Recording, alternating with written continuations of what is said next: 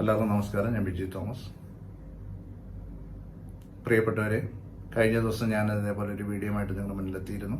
എങ്ങനെ പ്രസംഗവേദിയിൽ പ്രസംഗിക്കാനുള്ളതെന്നുണ്ടെങ്കിൽ എങ്ങനെ പ്രസംഗവേദിയെ നമുക്ക് അഭിമുഖീകരിക്കാമെന്നുള്ളൊരു വീഡിയോയുമായിട്ട് വന്നു.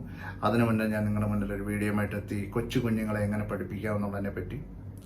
ഇന്ന് അതിൽ നിന്നൊക്കെ തികച്ചും വ്യത്യസ്തമായ രീതിയിലാണ് ഞാൻ ഇന്നൊരു വീഡിയോയുമായിട്ട് എത്തിയിരിക്കുന്നത്. പ്രിയപ്പെട്ടവരെ, വീഡിയോ കാണുന്നതിന് മുമ്പ് ഈ ചാനൽ നിങ്ങൾ സബ്സ്ക്രൈബ് ചെയ്തിട്ടില്ല എന്നുണ്ടെങ്കിൽ ചാനൽ സബ്സ്ക്രൈബ് ചെയ്യുക. അതുപോലെ തന്നെ വീഡിയോ ഇഷ്ടപ്പെട്ട് കഴിഞ്ഞാൽ ലൈക്കും ഷെയറും ചെയ്യാൻ മറക്കരുത്, കമൻറ്റ് ചെയ്യാൻ മറക്കരുത്. ഇന്നത്തെ വീഡിയോ മാനസിക സമ്മർദ്ദത്തെ പറ്റിയാണ്. മാനസിക സമ്മർദ്ദം, നമുക്കറിയാം, മാനസിക സമ്മർദ്ദം കാരണം സോഷ്യൽ മീഡിയയിൽ ഏറ്റവും കൂടുതലായിട്ട് വാർത്തകൾ വന്നുകൊണ്ടിരിക്കുന്നതാണ്. മാനസിക സമ്മർദ്ദം മൂലം മരണം, ഏത് രീതിയിൽ എങ്ങനെയാണ് സംഭവിച്ചത്, എന്താണ് സംഭവിച്ചത്, ഇതിനു മുന്നേ നമുക്ക് എന്തെങ്കിലും കണ്ടെത്താമായിരുന്നോ, അല്ലെന്നുണ്ടെങ്കിൽ ഇതിനൊരു പോംവഴി ഉണ്ടായിരുന്നോ എന്നുള്ളതിനെ പറ്റി ആ വ്യക്തിയുടെ മരണത്തിന് ശേഷമാണ് ചിന്തിക്കുന്നത്. അത് ഏറ്റവും കൂടുതലായിട്ട് നമ്മൾ കണ്ടുകൊണ്ടിരിക്കുന്നത് മാനസിക സമ്മർദ്ദം മൂലം മരണമടയപ്പെടുന്നത് ഏറ്റവും കൂടുതലായിട്ടും പുരുഷന്മാർ തന്നെയാണ്. അവരുടെ പ്രശ്നങ്ങളെ, അവരുടെ മനസ്സിനെ, അവരുടെ കാര്യങ്ങളെ മനസ്സിലാക്കുവാനെ കൊണ്ട് വേണ്ടി മനുഷ്യൻ മറന്നു കഴിയുമ്പോഴാണ് അവർ ഭൂമിയിൽ നിന്ന് മാറ്റപ്പെടുന്നത്. അപ്പോൾ എന്താണ് അത് അവർക്കുള്ള പ്രശ്നങ്ങൾ, അവരുടെ പ്രശ്നങ്ങളെ എങ്ങനെ തരണം ചെയ്യാനൊക്കും, അല്ലെന്നുണ്ടെങ്കിൽ എന്താണ് അതിൻ്റെ ഒരു പോംവഴി എന്നുള്ളതിനെ പറ്റി നമ്മൾ ചിന്തിക്കേണ്ടത് അത്യാവശ്യമാണ്. മാനസിക സമ്മർദ്ദം കൂടുതലായിട്ടുണ്ടാകുന്നത് ചിലപ്പോൾ ജോലി സ്ഥലങ്ങളിൽ നിന്നാകാം, കടത്തിൻ്റെ ബാധ്യതകൾ കൊണ്ടാകാം, അല്ലെന്നുണ്ടെങ്കിൽ അവൻ്റെ ശാരീരികമായ പ്രശ്നങ്ങൾ കൊണ്ടോ, അവന് പറയാൻ പറ്റാത്തതായ പ്രശ്നങ്ങൾ കൊണ്ടോ, അല്ലെന്നുണ്ടെങ്കിൽ അവന് പറ്റിയതായ ചതികൾ കൊണ്ടോ, അല്ലെന്നുണ്ടെങ്കിൽ അവനെ മനസ്സിലാക്കാൻ കഴിയാതെ പോയ വ്യക്തികളിൽ നിന്നോ ഒക്കെയാണ് മാനസികമായ പ്രശ്നങ്ങൾ ഉണ്ടാകുന്നത്. അപ്പോൾ ഈ മാനസികമായ പ്രശ്നങ്ങൾ അവൻ്റെ ശരീരത്തിൽ അവനെ വല്ലാതെ അലട്ടുമ്പോൾ അവൻ പിന്നീട് ചിന്തിക്കുന്നതായ ഏകാന്തതയോ, അല്ലെന്നുണ്ടെങ്കിൽ പിന്നീട് ചിന്തിക്കുന്നതായ ഓരോ മാർഗം, ആ മാർഗത്തിൽ കൂടെ അവൻ അവസാനം എവിടെ ചെന്നെത്തുന്നു എന്നുള്ളതിനെ പറ്റി നമ്മൾ പിന്നീട് കാണാനെ കൊണ്ട് സാധിക്കുന്നു. അതാണ് സോഷ്യൽ മീഡിയയിൽ മരണസംഖ്യ ഏറ്റവും കൂടുതലായിട്ട് പുരുഷന്മാരിലേക്ക് എത്തിയിരിക്കുന്നത്, അതും മാനസിക സമ്മർദ്ദം കൊണ്ട്.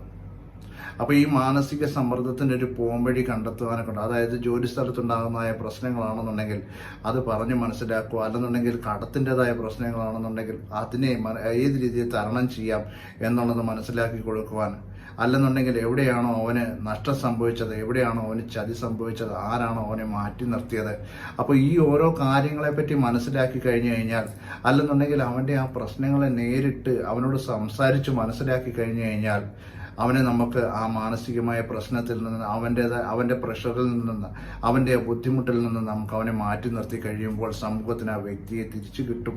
അല്ലെന്നുണ്ടെങ്കിൽ ആ വ്യക്തി മാനസിക സമ്മർദ്ദം മൂലം മരണം വരെ എത്തിച്ചേരും.